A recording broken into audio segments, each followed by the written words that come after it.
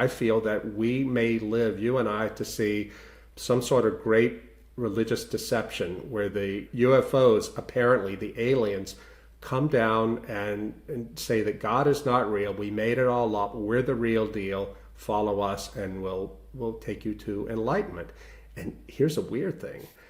I found out that I'm sorry, I'm just going on and on, but it gets weirder. This is great, Rod. It gets weirder. I found out that a lot of people in the U.S. government, in intelligence, military, and certainly in Silicon Valley, they believe the UFO phenomenon is a real thing, but almost none of them believe these are creatures from other planets. They believe these are trans-dimensional beings of some sort. Well, Alex Jones been saying it for like 30 years. Isn't it crazy though? I mean, he's been saying, look, they believe in this. He's like, I don't even know if it's real, but I'm just telling you, the agencies believe that they are trans-dimensional beings and that they have ways to communicate with them through psychedelics and through different meditation methods, and that, and so it's like now, 30 years down the line with Alex Jones basically, being run out of business, now regular journalists are going to start to talk about it.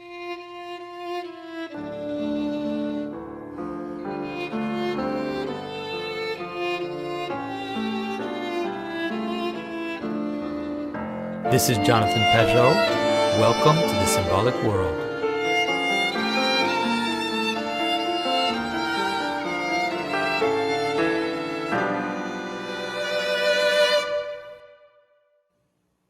Hello, everyone. I am very happy to be here with Rod Dreher. Most of you, I think everybody watching this knows who Rod Dreher is. He is a New York Times bestselling author, and he has a new book called Living in Wonder.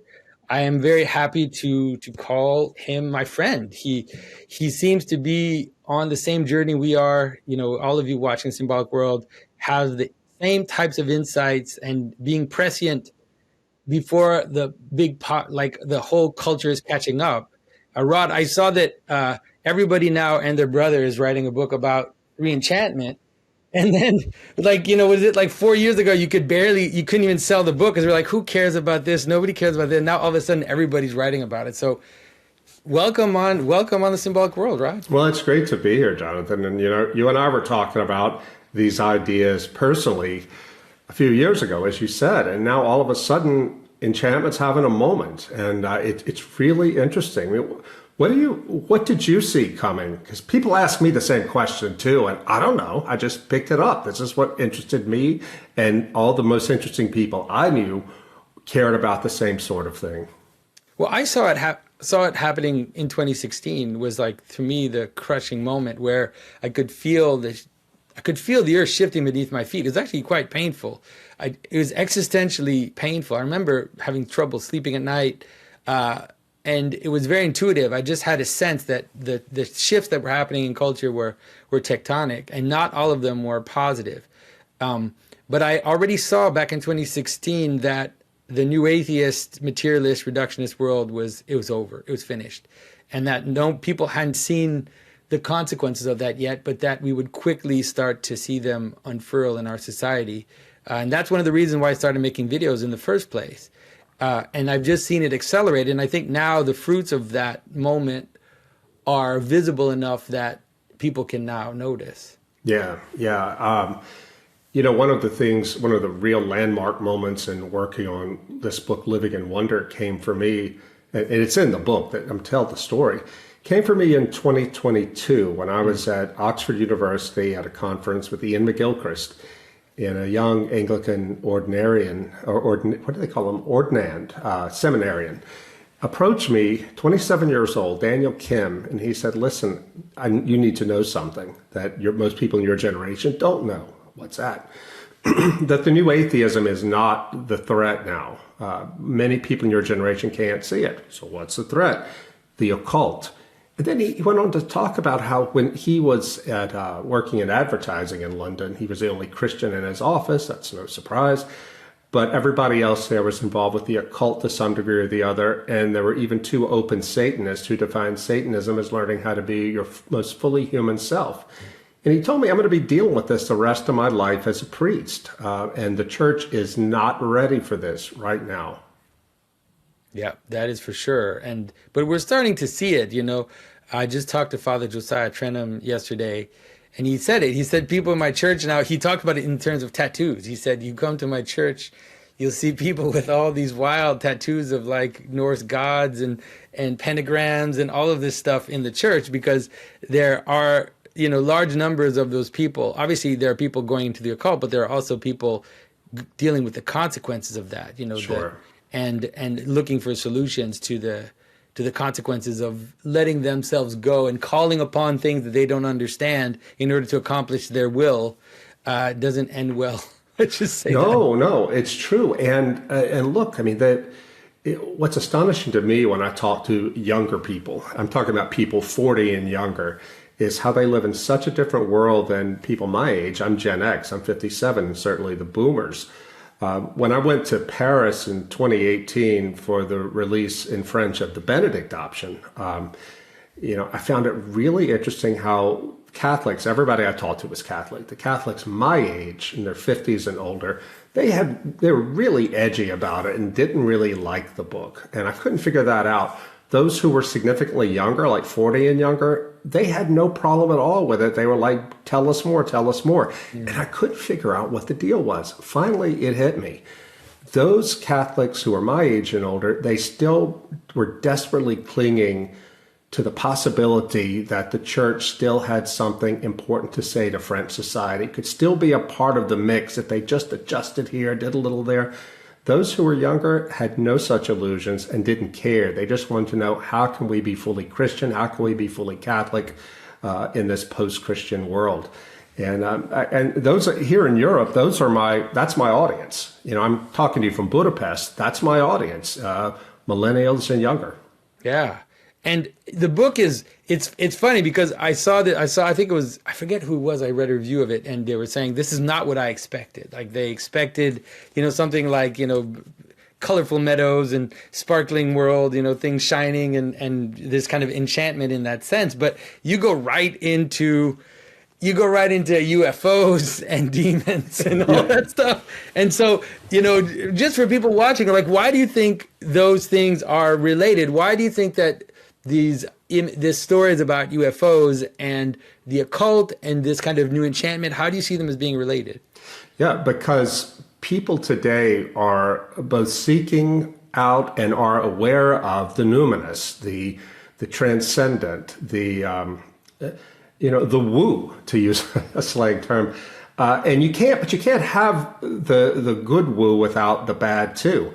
And this is actually why the book, my initial publisher was Sentinel, an imprint of Penguin Random House. They published Live Not by Lies and the Benedict option, but they canceled the book because they didn't want to deal with the dark side, the occult. I think they wanted something that was just mostly about, going into nature, seeing the beauty and connecting that to God. And that's in the book, but you can't have one without the other. And I feel that if I led people to think you could, that they would miss something and maybe even be falsely enchanted, be drawn into something that looked good, but was actually a deception, an angel of light. Yeah, I think that's what's hardest, I think, for materialists to start to understand, is that the truth is that materialists actually can protect themselves from curses, let's say. Like you could, as a materialist, be less in danger of someone, cursing you or some magic against you or someone acting against you. But you at the same time are also less open to the positive aspect of that world, which is to be positive aspect of a positive influence that would also transform you, an angel or a saint or something that would transform you. And you see it in the lives of the saints that, the more they enter into the spiritual world, in terms of their transformation to be like Christ, the more they see the demons as well, and they're constantly fighting with these, they can see the dark forces working on them and then working on the others as well. So I think you're right that you actually, in some ways, you can't have one without the other. That's why we need to have discernment. That's why we need the wisdom of the church. Sure. Well, Charles Taylor said that the modern self is the buffered self. It's the self that has learned over the past 5 centuries, to put up all these barriers to experiencing the numinous. And the buffer self doesn't exist outside the West, outside the modern world. Well, people in the West now, they realize they need to be more porous, to let in the world of spirit. But again, you can't have one without the other. Just today, Jonathan, here in Budapest, I had a long lunch with a friend, a fallen away Catholic, who started reading my book, and then really strange things began to happen to her. And she began to feel that there was a presence in her room, and the presence started pressing down on her chest. To make a long story short, it turns out she and her brother had gone to into a cemetery a couple of years ago, just to see family graves or whatever. Her dog started barking like crazy at nothing, and she and her brother both felt that there was some malign entity around, and they left quickly. Now, the brother's a practicing Catholic. She's fallen away, but she believes, she's not sure now, but she believes that something may have attached itself to her then. And she got really, really scared recently when reading my book and starting to think about the spiritual world. These things began to show themselves in her life. Now, she said to me when this first came out, she goes, I'm really scared. I'm really scared. I don't want to deal with this. And I said, well, if this is a real thing, you're going to have to deal with it. It's not going to go away because you don't want it there. I suggest you call your priest. Well, tonight, as you and I are speaking, she's having her apartment blessed by her priest. She started to go back to Mass, and I was giving her encouragement at lunch today.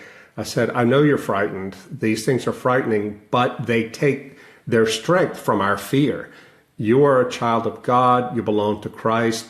Go back to Mass, make a good confession, do these things, and they'll go away. But you can't avoid the fight by just choosing not to think about it. Yeah. Yeah. And, it's really difficult still for some secular types to understand how this is possible. And I try to help people understand with smaller cases, like smaller cases that you deal with all the time, which is that, if let's say you're a child and your mother is angry with you, she doesn't touch you, right? She doesn't beat you. She's just really angry with you. Now that influence, it's a spiritual influence for all intents and purposes, will affect you. Like you can get sick, you can have trouble sleeping. All of these things can happen to you. And she's not going to touch you at all. It's an influence. It's a spiritual influence. Now, it's easier to understand, of course, when it's a person, but you can understand it as a general mood. For example, like in a state where there's a police state, like during COVID, you maybe you never see the police, maybe you never see the authorities, but there's something in the air that is oppressing you, and you can feel it. And so there are all kinds of cases of this, and some of them go beyond the way that secular people tend to think. But you can understand it through analogy with things that happen to us every day. It's just that people who are sensitive to these experiences will tell you that it's not just how can I say this, that it can be something like what you could call like a psychic residue, like something of something that happened in a space that has imprinted it in a subtle way. And that's, again, it's hard for people to understand, but that can actually affect you. And you know that because you know that because if you walk into a room where something really bad has happened, sometimes you don't know what, you can kind of see. If it just happened not very long ago, you can feel odd. You can't tell, like your mind can't tell what it is that happened, but you still have this odd feeling. And that type of psychic imprint can continue on for a long time. But a lot of people I know, even people that watch me, will listen to you be like, what is this? This is crazy. Oh, it's so interesting, though, how, I've been living in this world as a Christian for a while because, Ross Douthat at the New York Times, a friend of mine, a faithful Catholic, he told me a few years ago, you've got to write your woo book because he said, of all the friends of mine, you're the one to whom these things happen. And it really is true. I seem to be a weirdo magnet or a woo magnet, not only personally and things that have happened to me in life, but the kind of people who talk to me. And maybe I have a feeling that these things are much more common than we know, but people talk to me about it because they know I'm not going to tell them you're crazy, that didn't happen. I just want to hear it. Maybe they have imagined a particular thing, but in general, I'm like, no, that's real. That's happened to other people. Hello there, this is Martin Shaw inviting you to come and join me for Christian Wonder Tales, my first online course with Symbolic World. It is a secret history of things that we're going to be exploring, from the early Celtic saints and heroes of antiquity all the way up to the chivalric tradition of Arthur, Round Table, Merlin, the whole thing. What do stories like that have to tell us about the mosh pit of our own modern lives? Well, over 4 gatherings, we're going to find out. I promise you this, it will not be boring. Yeah. And it's also, this is the difficulty about these types of events, is that the line between imagined and happened is not as clear as people might think, because if you imagine that something happened to you, like you have, and you could say it's all in your mind, like it's still happening to you. This is something that's difficult. Again, it's difficult because the problem with influence and the problem with the way in which things influence on us are not it's not like hitting a piece of wood with a bat. There's a kind of interpersonal relationship that sets itself up. And it's the same, for example, like if you, let's say, again, you take the story of your mother who's angry at the kids, let's say, and she keeps that, like she's angry for several days.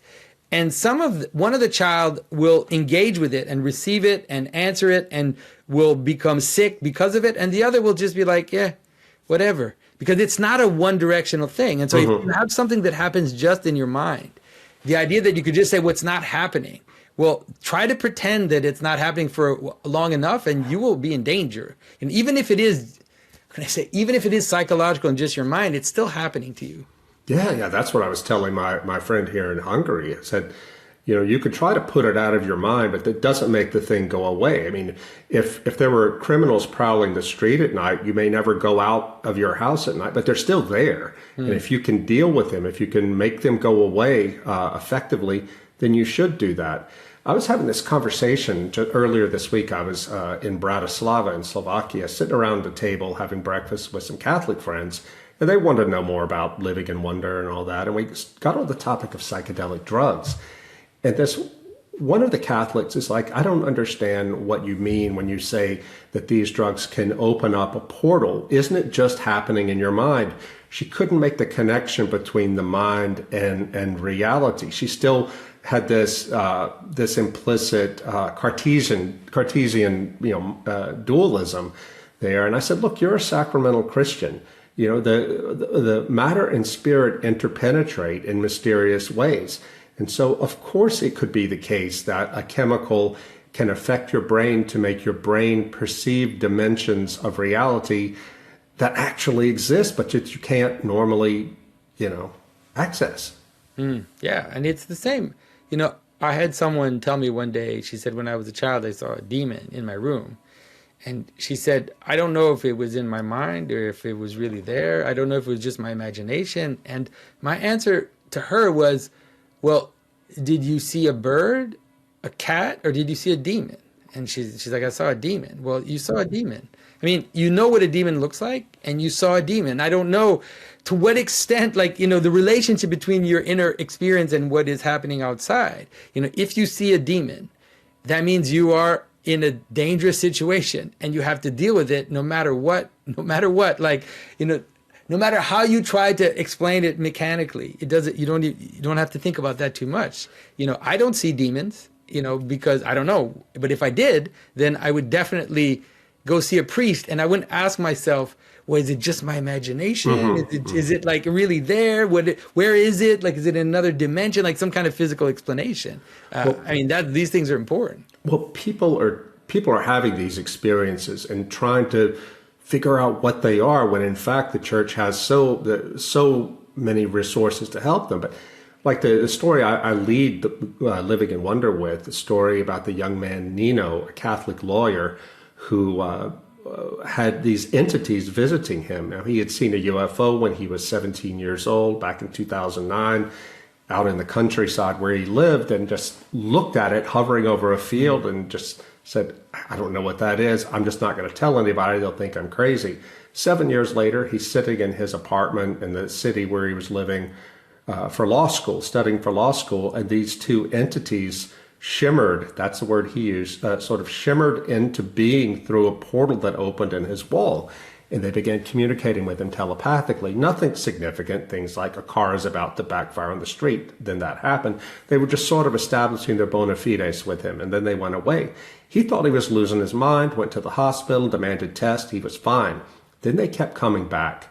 And the reason he reached out to me about this was this had been happening for years, and he had been too afraid to tell even his priest because he thought that the priest would think he was crazy. And when he got married, his wife saw them too, so he knew it wasn't in his head. And I said to him, well, did you think that these might be demons? You're a Catholic. Well, no. I said, well, why not? Did you ever pray when they were around you? Yeah. What happened? They would go away. Demons, right? He said, well, I thought demons would want to fight me. I said, no. There are stories exorcists tell about the people who've had UFO experiences. These things are almost certainly demons. So he went to his, on my advice, he went to the archdiocesan exorcist. He said, yeah, we've had these cases. Prayed over him. Things have not come back. I saw him not long ago when I was in the U.S. last time. It was a year after our initial conversation. He said, they haven't bothered me at all. Now, what I find interesting about that, Jonathan, is this man was not a skeptic. He was not unchurched. He was a practicing conservative Catholic. And yet, because he didn't have any background in demonology, and because these things chose to present themselves as somehow connected to the UFO, he didn't know what to do. And he was too afraid to go to the priest. And I have to believe that this is happening a lot now, and it's going to happen more and more. And so what is your, like, how can I say this? Like, what do you see as the positive aspect of this? Like, what is it that you see that is happening that is also something that we should celebrate? Well, that people are becoming much more aware of the need for transcendence, of the need for enchantment. Now, I don't like that word enchantment because it does sound like, sprinkling fairy dust and turning everything to Disneyland, and that's not it at all. I use it in the sense that Max Weber meant when he said that the modern world has become disenchanted. What he meant by that was that we just don't feel the spiritual around us anymore. And, God is ever more remote and has even disappeared for many people. That's a disenchanted world. I think what that means is not that the spirit has withdrawn or that God has withdrawn, but rather we have lost our capacity to perceive. And I think people now are realizing that we can't live that way, that it's a really unhealthy way to live, and it's not living in truth. It's living within a very particular lie. One thing I talk about in the book is how we got to this point historically, all the different cultural developments. And I quote the great Ian McGilchrist. I don't know if you've had him on yet, but the British psychiatrist who talks about how we in the West, in the modern world, have become completely miserable because we've cut ourselves off from noetic ways of knowing. That is to say, ways of knowing truth that are not abstract and logical and scientific, but that come to us through participation via poetry, religion, music, art, and so forth. I think that the fact that people are moving or realizing that materialism is false and it's killing us and we need something else is a great thing. But the problem is the churches aren't ready for it, or the people aren't ready to listen to what the churches have to say, because to be re-enchanted as a Christian implies and requires, in fact, taking on certain moral realities and moral disciplines that many people don't want. They want the enchantment without being told that they can't do what they want to do. Yeah, you see that in what I call the California Buddhist, which is people who want the spirituality but don't want any pressure on their life. They don't want to have to change anything. They just want to be able to meditate and do things. But Christianity is rough because it asks you for a lot, asks you for to practice celibacy, in your marriage as non-married. It asks you to abstain from certain things, to discipline yourself with food. Like, there's all these really practical things that it asks, especially Orthodox Christianity, that it asks of you. But that's the reality. That's the difference between, in some ways, the psychedelic road to spiritual experience and the true Christian way. Because in the end, it's possible. I don't know. I've never taken psychedelics, but it is possible that the experience objectively is similar. But the difference is that the person who has gone to it through asceticism is being trained in discernment as they are coming closer to the opening up of their spiritual faculties to be able to encounter this different world. And so they're not as much in danger to be completely, seduced by and confused by the things that they encounter on the other side, let's say. Yeah, that's exactly right. I mean, I compare it to someone who becomes a multimillionaire by working hard, saving, investing carefully, and so on, to someone who became a multimillionaire by winning the lottery. Yeah. It's the same amount of money, but it destroys the person who won it in the lottery. Often you read these stories about people, they win $100 million, then 5 years later, they've got no money, they're divorced, and on and on. With these experiences comes a great deal of responsibility. And yeah, you're right. That's why psychedelics are so popular. They give people an experience of the numinous, and some of these are real, but they don't know how to handle it. I have done psychedelics, and I finally talk about it in this book. I did them when I was in college before I became a Christian, and I had a positive experience, but I haven't been willing to talk about it over the years because I didn't want to encourage people. But I felt that I needed to be straightforward in this book, because if I'm going to condemn psychedelic use or warn people away from them, as I do, I need to be able to have some credibility. And in my case, I first became enchanted, or at least was first enchanted, by going into the cathedral at Chartres when I was 17 years old. I'd been raised in sort of Easter and Christmas Protestantism in South Louisiana. God was there, but we didn't want him too close. He was there to sort of be our psychological help. And by the time I got to be 15, I'm like, this can't be right. It's just the white middle class at prayer, and, it's social conformity, blah, blah, blah. Then my mom won a trip to Europe in a church raffle. She knew I wanted to go, and she didn't go, so she sent me. I couldn't wait to get to Paris. That Hemingway, where he lived, where the Lost Generation was. But the coach in which I was riding, I was the only young person on a bus full of elderly American tourists, stopped at an old church about an hour outside of Paris. I'm like, another old church. I go in, and this is a Chartres Cathedral. Yeah.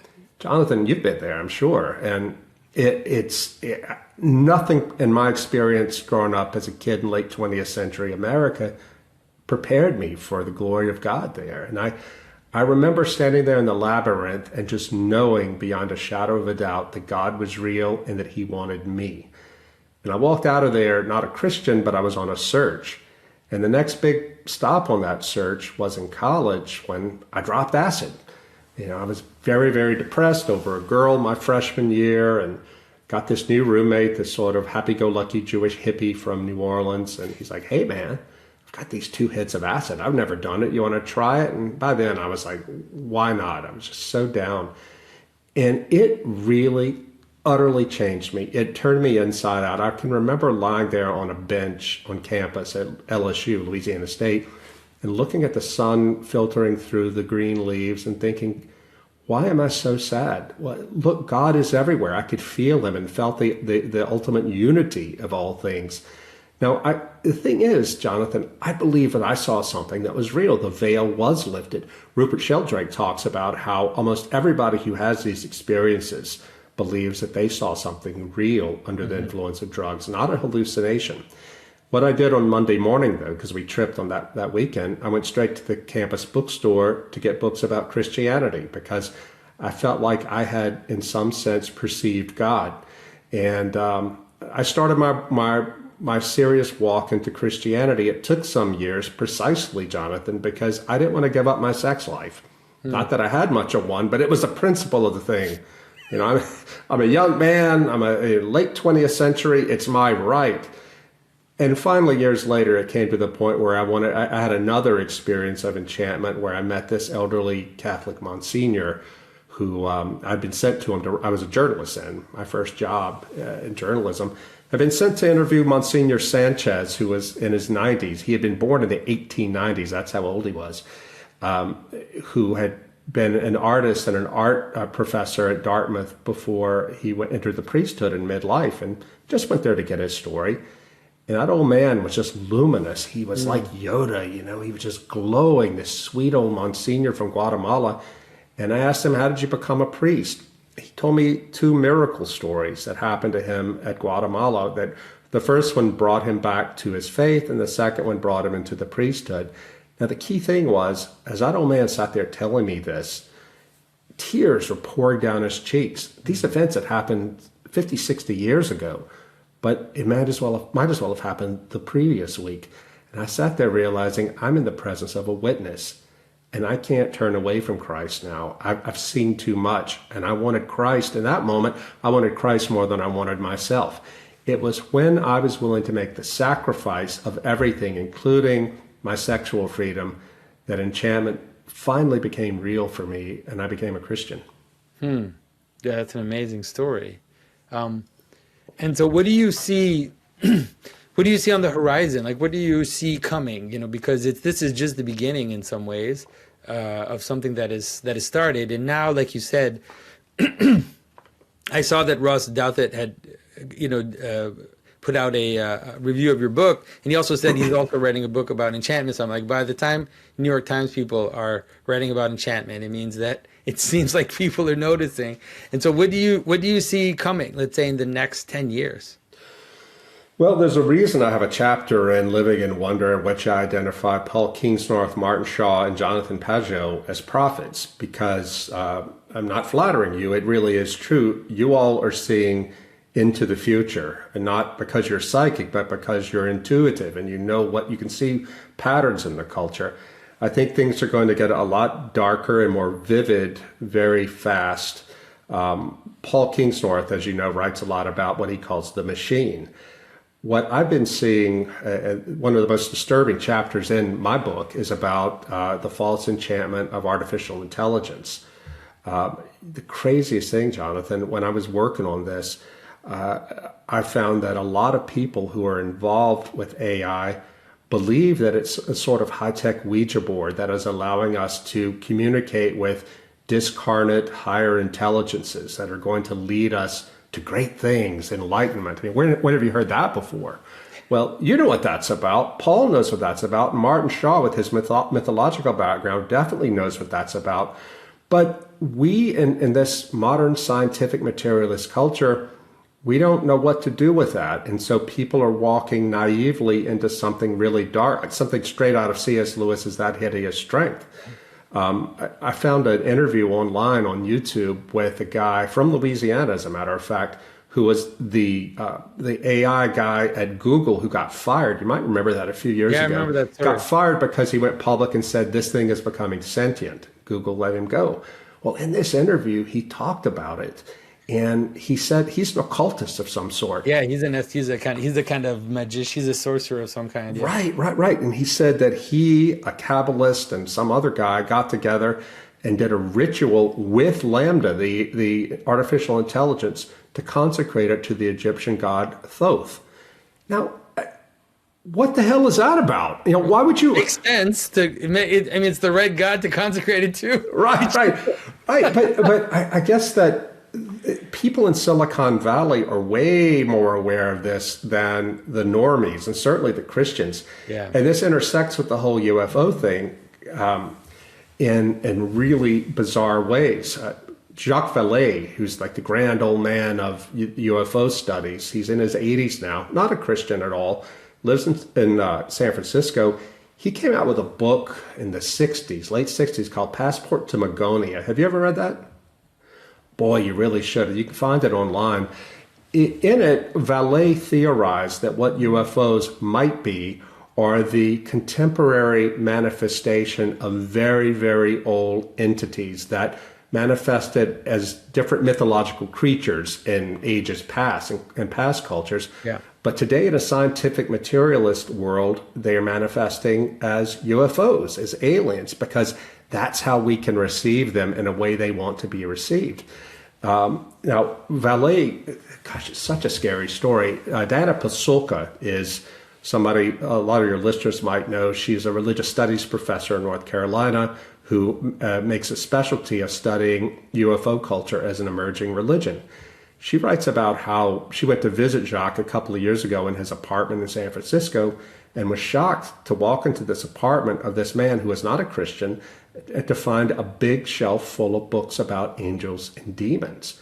And he showed her a book and said, look, I can't let you have this copy, but you need to go find it because it's important to understand what we're dealing with here. Well, the title of the book was Satan. And it was a collection of theological essays written mostly by Catholic priests, Catholic scholars, about aspects of Lucifer. Now, what I took from that is that Jacques may not have the Christian framework, but he does seem to believe that there is an all-powerful malignant entity that is trying to communicate with us here in a deceptive way. I feel, I didn't write this necessarily in the book, but I feel that we may live, you and I, to see some sort of great religious deception where the UFOs, apparently the aliens, come down and say that God is not real. We made it all up. We're the real deal. Follow us and we'll take you to enlightenment. And here's a weird thing. I found out that, I'm sorry, I'm just going on and on, but it gets weirder. This is great, Rod. It gets weirder. I found out that a lot of people in the U.S. government and intelligence and military, and certainly in Silicon Valley, they believe the UFO phenomenon is a real thing, but almost none of them believe these are creatures from other planets. They believe these are trans-dimensional beings of some sort. Believe it or not, I got an email about a month ago from a well-known journalist who's working on a big piece about UFO cults. And he told me, he goes, I just want to check with you on this. I keep finding out when I go to talk to people in the U.S. government, whether it's in the military bureaucracy, intelligence, or in Congress, and they all say that they believe these are not aliens, but transdimensional beings. He said, and I'll ask them, why don't you say something to people about it? He said, well, he said, they all say we've been telling journalists, but they won't write about it. Well, this guy's going to write about it. The piece will probably be out early next year. Well, Alex Jones been saying it for like 30 years. Isn't it crazy though? I mean, he's been saying, look, they believe in this. He's like, I don't even know if it's real, but I'm just telling you, the agencies believe that they are transdimensional beings and that they have ways to communicate with them through psychedelics and through different meditation methods, and that, and so it's like now, 30 years down the line with Alex Jones basically, being run out of business, now regular journalists are going to start to talk about it, which I guess is good. Yeah, but it's so interesting because I was sharing some of this with a bunch of conservative friends. I was at a conservative conference in the U.S. right after the election, and I was telling them a little bit about this. Nothing but skepticism around the table, and I don't blame them. Yeah, this is crazy stuff, but it's going to take the normies a while to get caught up with the stuff that are in the world that you and I and a lot of your listeners have been in. And I don't think we're crazy, but I will tell you that until just over a year ago, I wouldn't have touched the UFO stuff. I kind of laughed at it.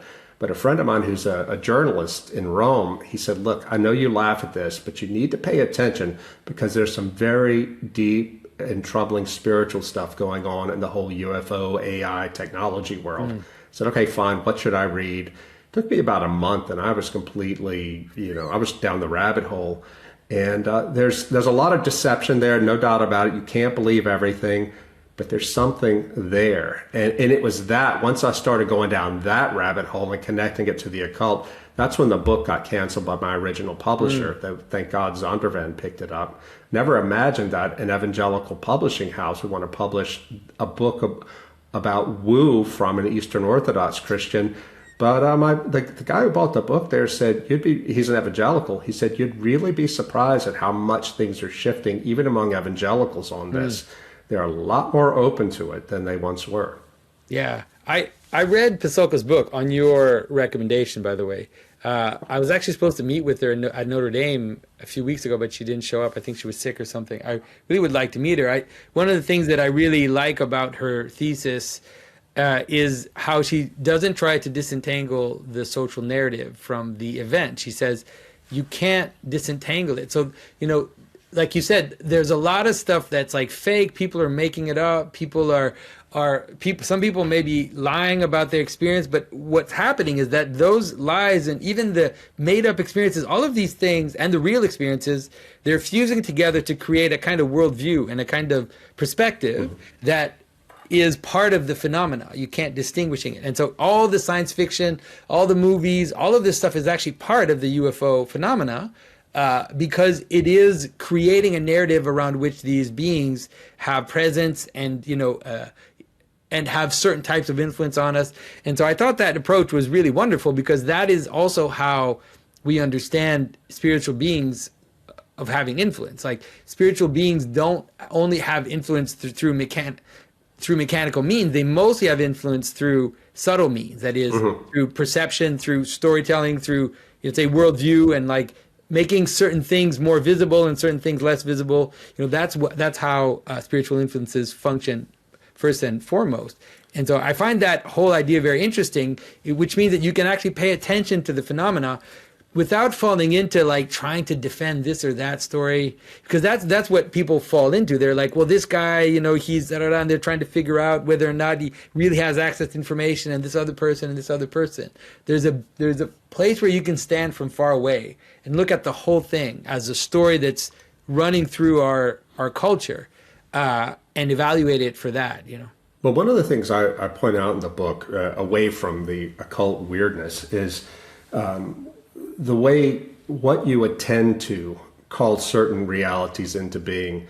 I mean, this is psychology, I guess you could say. Ian McGilchrist is big about this, and so is Matthew B. Crawford. And they talk about the importance of cultivating your ability to pay sustained attention, because it produces reality. It's not to say, like a psychotic would say, that whatever I imagine must be real, but it does make certain things visible to us or invisible to us based on what we pay attention to. And not only what we pay attention to, but how we pay attention. It turns out that the ability to pay sustained attention is key to being enchanted. If you cannot sustain attention, if you become easily distracted, then chances are you're not going to be able to perceive the things that are really there that you need to perceive. And as I was reading this and learning this from reading anthropology and psychology, I realized that the internet is one great big disenchantment machine, because it has done this to all of us. I mean, everybody who's on the internet has noticed over time, if you're old enough, that your ability to sit down and concentrate on one piece of text for a while has been greatly damaged. And this, I think, is turning us into slaves in a way, because, you look at young people who've only ever known the digital world, their ability to pay attention, say teachers I know, is almost nothing. And so they become, this as an Orthodox Christian, they become slaves to their passions. Yeah. And not even their passions, their impulses, which are like sub-passions. Yeah, you see that, like my kids, some of their friends, they can't even watch an entire movie, which is like, the movie is made to get your attention. It doesn't actually require a lot of effort, like reading or, going to church or, participating in a kind of ceremony. Like, they just get distracted. They can't pay attention for an hour and a half to anything. Like, it doesn't matter what it is, even if it's like Pixar animated, like colorful thing moving in front of their eyes. So that's wild, and you see that in the hesychastic fathers, they talk about this all the time, which is that, for example, one of the things that Jesus' prayer is to cultivate attention, because you basically empty the distractions, because we have all these thoughts, right? The logismoi, these thoughts that go through your mind that aren't really you, but that are all kinds of distractions. And most people don't even notice them because they're so used to just drowning in them, basically, like there's thoughts running through their mind. But once you actually start to try to deal with those, or to at least silence your mind in prayer, you realize, man, I don't know how to pay attention. This is almost impossible to me.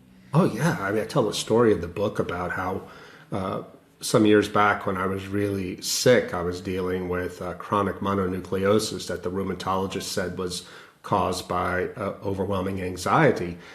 My Orthodox priest, assigned me to say the Jesus prayer for an hour a day.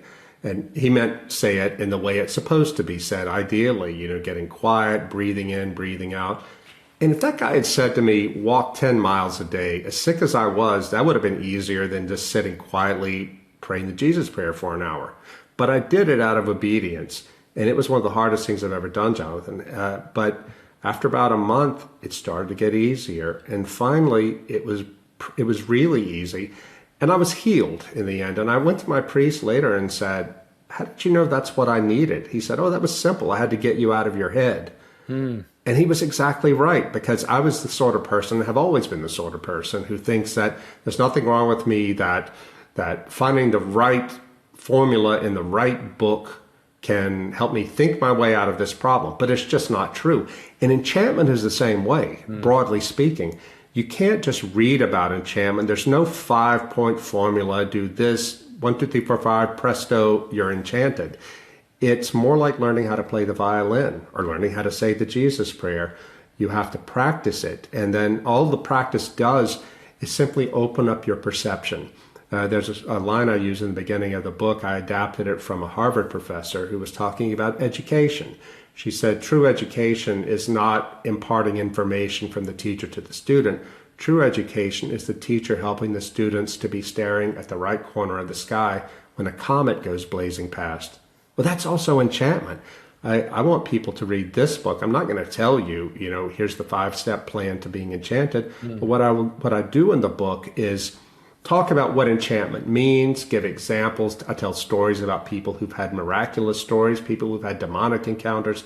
But I want people to step out of this book realizing that I can live a deeper life, a more enchanted life, but I'm going to have to make some big changes in my life, most of which are about learning how to pay sustained attention.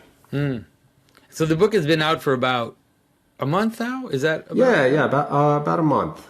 So how have people been reacting? Because in some ways, like you said, this is different from your other books. Like you really lean into things that you haven't talked about. At least you talk about it in your newsletter. We've been kind of following the story for a long time, but like as a published work, you haven't talked about it. So I'm curious, how are people reacting? How are Christians reacting? How are non-Christians reacting? And, what have you been hearing?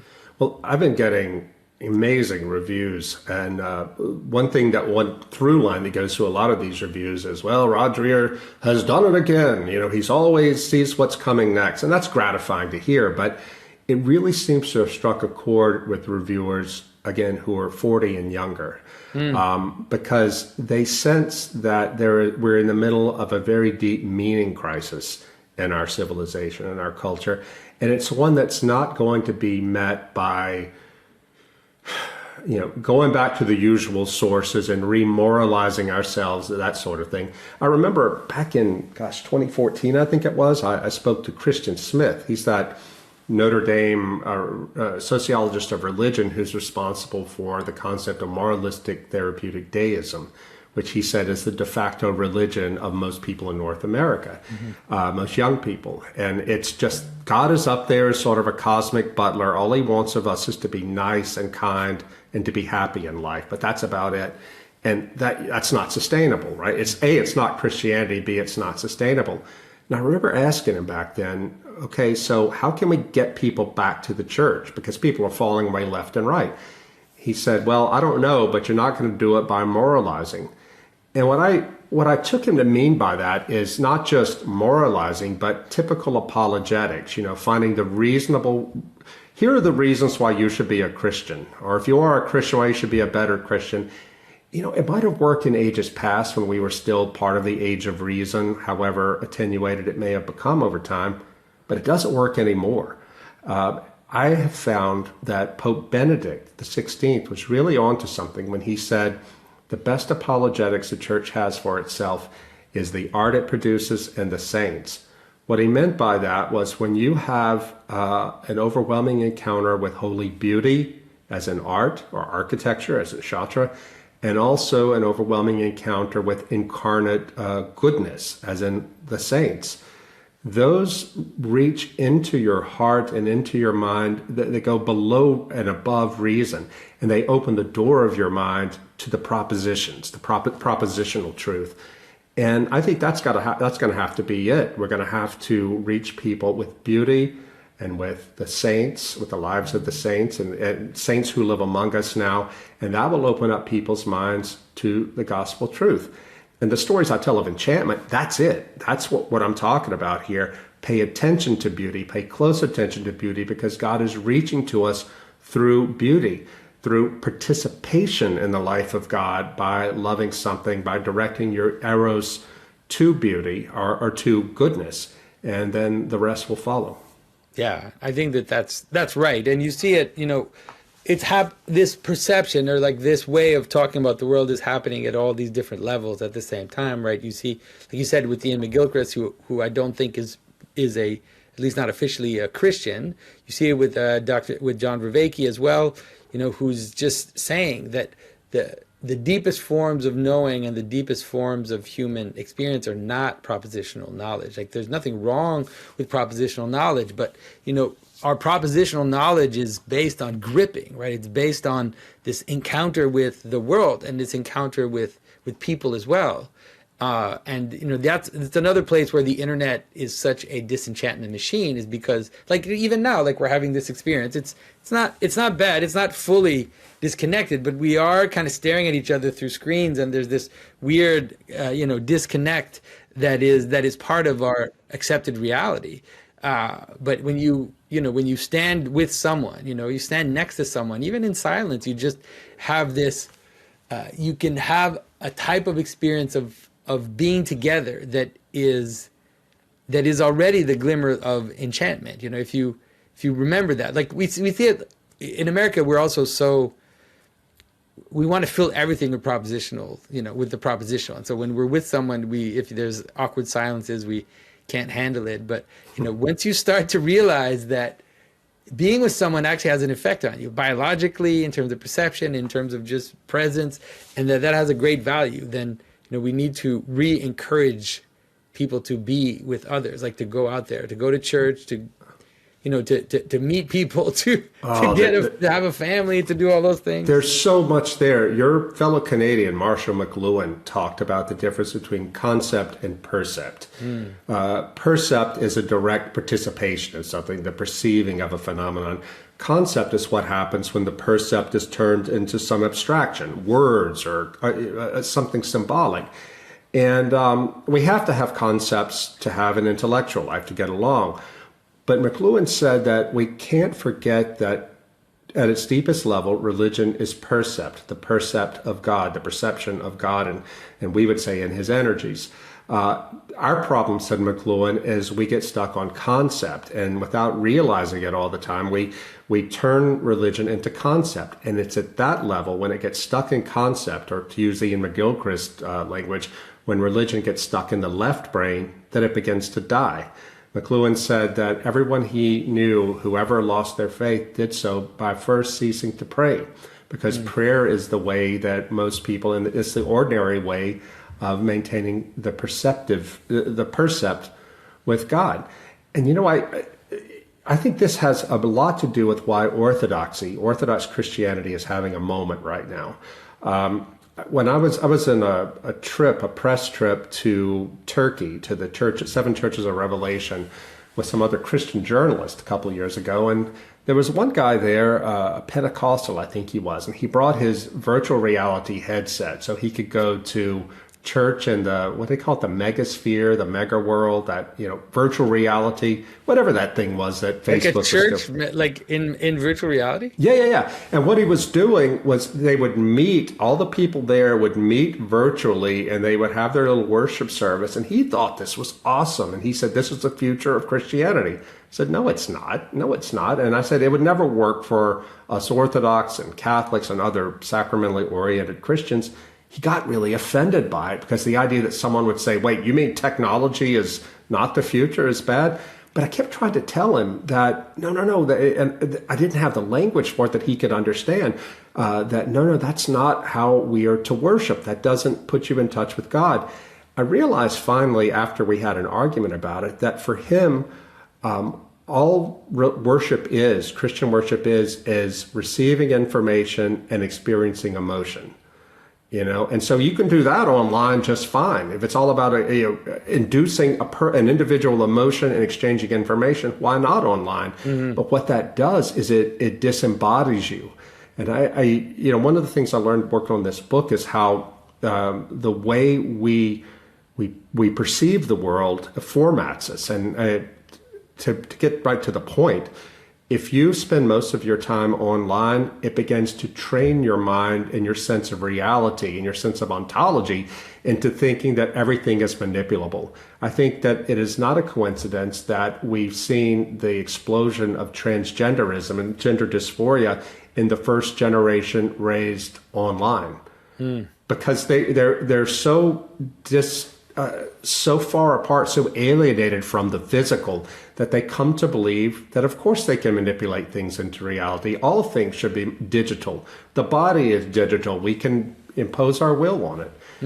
And I think if you get out and touch grass and see people and live in the real world, the physical world, it changes you in positive ways. The less you do of that, the more distorted your perception of reality is.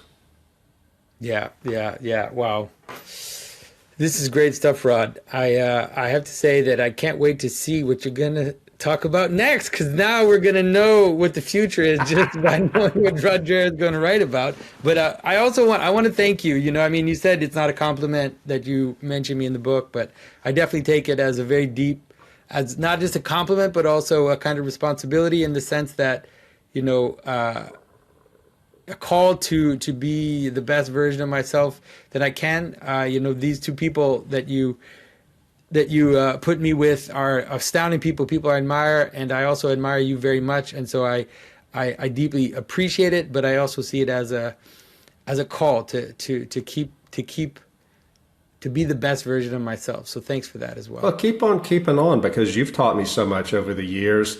So has Paul, so has Martin, and I would be very satisfied if Living in Wonder served primarily to be a gateway to Peugeot, Kingsnorth, Shaw, Ian McGilchrist, and all these other wonderful thinkers whom I highlight in the book. Because, look, this is a practical book. It's not just a book of theory. It's a book to help people find their way to God. And look, Jonathan, it's not about re-enchantment in general. It's about Christian re-enchantment. Because as we said at the top of the show, there are all kinds of false and dark ways to be enchanted, and they're out there now. The publisher of this book, a Zondervan executive, sent me a photograph from a bookstore in Mississippi of all places. He was there a couple of weekends ago, in a Barnes and Noble, big book aimed at young teenage girls about how to be a witch's handbook. Yeah, that's right. I mean,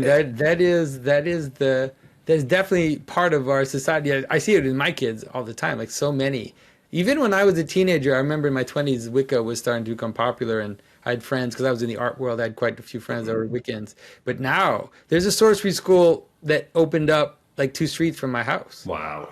It's crazy stuff. So yeah, exactly. But the first Orthodox book I read, even before I came into the Orthodox Church 18 years ago, was that book called The Mountain of Silence by Kyriakos Markides. And it's just basically a book-linked series of interviews with a monk from Mount Athos, who's now a bishop, an archbishop, a metropolitan. And he talks about Orthodox spirituality. You go back and read it now, after 18 years, it seems very basic. But back then, it blew my mind, all the woo in there, all the real spiritual intensity. And Markides says at the beginning of that book that a lot of people in the West think they have to go to Hinduism or Buddhism or some Eastern religion looking for that visceral sense of enchantment. In fact, it's right there in Christianity. It's been preserved most purely on Mount Athos.